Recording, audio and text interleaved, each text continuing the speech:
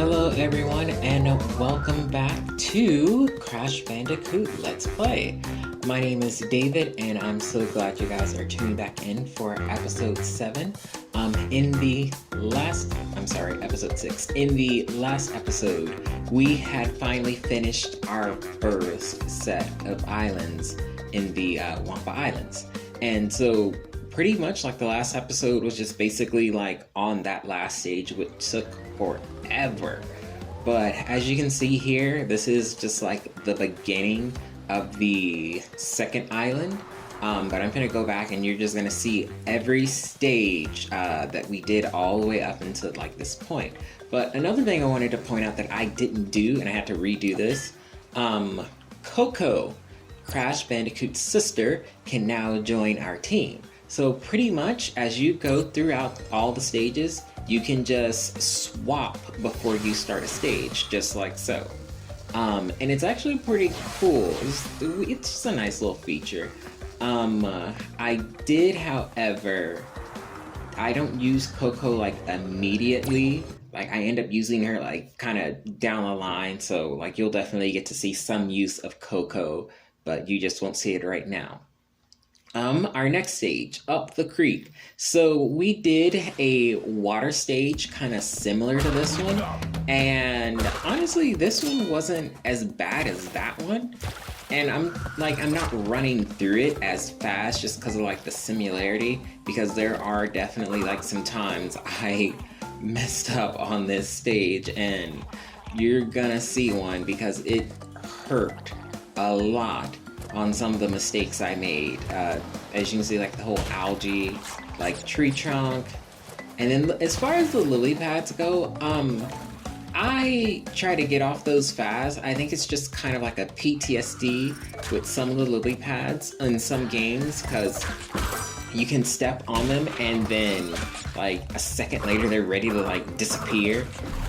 Yeah, that was like my mess up right there, because I was paying attention, but I was just trying to like hit him, and then when that backfired, I ran, and I didn't want to lose my IQ mask, so since I didn't want to lose the mask, I just went ahead and accidentally fell off the walkway. But don't worry, I redeemed myself. I will be redeeming myself shortly. But yeah, as far as like the lily pads go, like I definitely like, try to make sure I get off of those things like really fast. I just don't trust them. And I lost a coup mask for trying to hit that thing. But hey, at least I got the checkpoint, which I could have got had I not fallen off the first time. And here we go. And I didn't make the jump. That was my fault, just wrong timing. All right, jump made.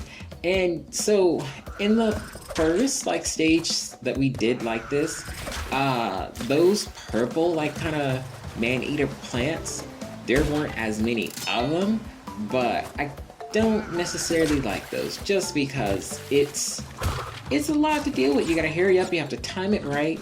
And then as of right now, you have like the piranhas, like the shark looking piranha thing right there that's just like jumping up and down and gurgling water like as it's like jumping. And yeah, I mistimed it.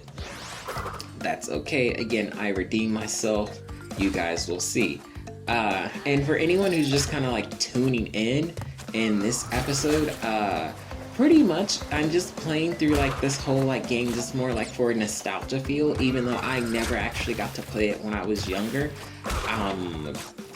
Parents just didn't get it. We didn't have like a PlayStation back then, and then when we actually got the PlayStation, I started out with Crash Bandicoot 3 and then Crash Team Racing. But yeah, we're just gonna keep on going forward here. Okay, back to where we were before I died. Just jump over him. Gotta hurry up, and again, right before the checkpoint, I mistimed it, and I hate those purple man-eater plants. I really, really do. Like, it's annoying how if you don't time like some of the stuff for these stages, like that's it. You gotta start back over like at the checkpoint. But I mean, on the bright side though, my Wumper food count does not go down, so I can easily just go ahead and just keep going on and on. So it's like, okay, well, I can get a free life like soon versus like it's having to wait until later on. And hey, I got that guy. Cool. All right, and sped through and got that. Good. Checkpoint. Good. I gotta wait for this leaf to like come back so I can hurry up and jump on it. And although like I did not mention, yeah, we already got like our first Tana sticker back there, so I'm like, okay, cool, we got that. And we're just gonna keep moving forward because the Tana stage in here is actually not that challenging at all. I did mess up like a couple of times and I was trying to get those fruits, so I just didn't get them into whatever. And let me just, ooh, okay, made that. All right, that is our second Tana sticker right there. All right, and now I gotta wait because piranhas and leaf. Thank you. Whew. And another leaf. Okay, all good. And there is my Tana challenge stage right there. Good. Third one. Go ahead and get the fruit. And here we go. Alright, bonus stage time. This one actually wasn't so bad. I just kind of went through it, and basically all you have to do is just take that jump box, get up top as fast as you can, and if you notice, like, I just can't see myself at all when I'm all the way up top. Like, you can't see yourself at all. So it's just like, kind of, the most important thing for games like this one back then was the vibrate feature. You didn't know what you were doing because of the camera angles unless like you had like your vibrate on.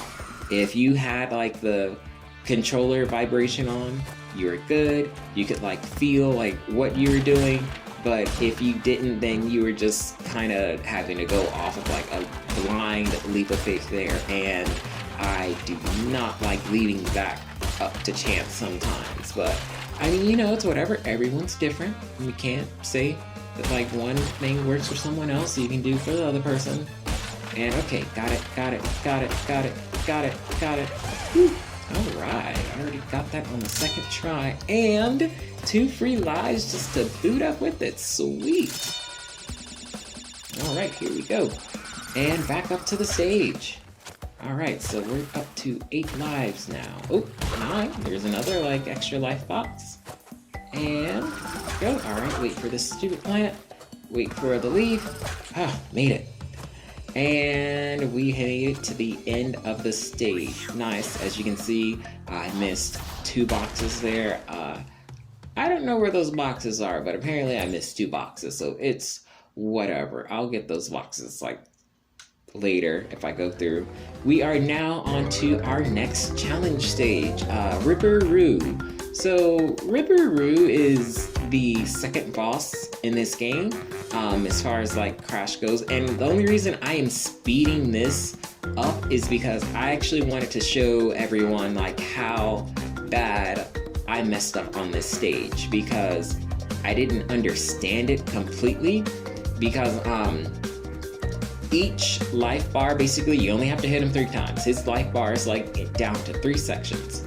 So he has to get close enough to the TNT in order for it to actually like go. That's for his life bar to go down. But for the first 2 hits, he's practically only like on those first 2 rows, and he doesn't go down, he doesn't go up to like the other rows until the next row, until after like you hit him twice. Then he's like all over the place. But this here is basically like, I messed up really bad because I timed everything wrong. The camera angle just completely messed me up, and it wasn't bad. But in this like kind of next little clip here, you can see that like, yes, I messed up, completely lost all my lives, but I got like a Aku mask where it's like level 2, and again, mess up right there. But I now know how to time it right and he has a distinct pattern in which he travels. Another thing is the blast radius of the TNT as well. So he pretty much like he can't be too far from it. But if he's like jumping, if he's jumping or if he's kind of leaving that area, then he'll still be in the blast radius if like it's timed right and you will knock him down. So as you can see right there, I'm like just on that edge, just kind of waiting to like go through, because he only goes to those platforms. He does not go off to like that edge. If he went out to the edge, then that would just be like video game cheating, and because he hit me, I messed up on that jump right there. So 2 lives left over, a level 2 Aku mask, and I now know how to play the stage, and I now know how to beat him. And that's all that matters, is that I know how to beat him. Alright, I messed up on that, and messed up on that part again, but okay, I do it right.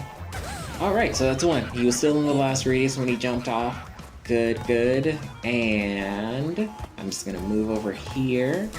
And number 2, good. And as like I mentioned before, he's just gonna, okay, yeah, didn't even get that far. That was it. We're done with the kangaroo dog mix. I have no idea what he is, honestly. I just know he's like a kangaroo kind of thing, and he's crazy. That's the only important thing about that. Alright, gang, so we have finished off with the first 2 stages, and in the next episode we will be continuing on through the second island in Crash Bandicoot. Thank you guys for tuning in, and I hope to see you again. Bye!